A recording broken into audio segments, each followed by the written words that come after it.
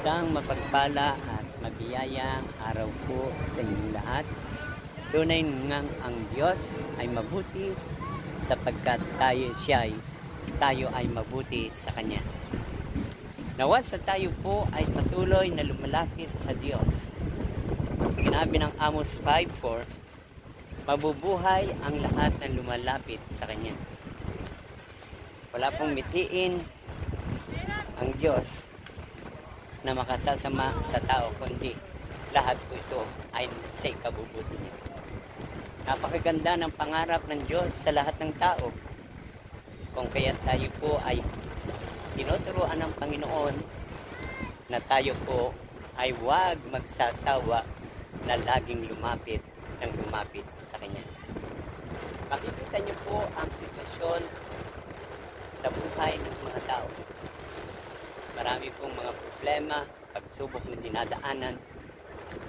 Ngunit hindi nila alintanan ang kasasakitan ng kanilang buhay at pamumuhay.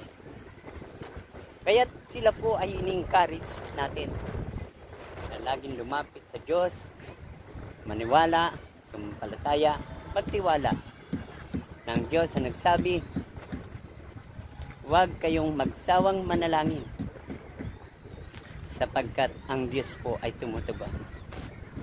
Sinabi ng Jeremiah 33:3, just call me and I will answer you. Tinuturo po ng Panginoon na bawat ginagawa po ng tao ay Kanya pong pinagmamasdan. Ngunit sa Kanyang pagmamasid ay hindi po napapansin ng tao na ang kanilang ginagawa, sinasalita, ay pawang labag sa kalooban ng Diyos. Nais ng Diyos na tayo po'y iligtas. Nais ng Panginoon na tayo po'y ingatan. Nais ng Diyos na tayo pagpalain.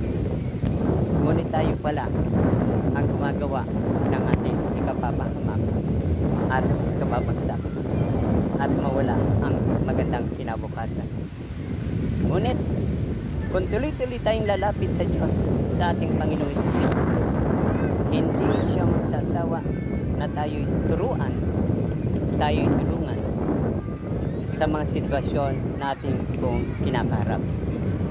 Siya po ay magbibigay sa atin ng Kanyang salita o pangako upang ipagkaloob ang lahat ng pangarap at mabubuting bagay sa ikabubuti nating lahat.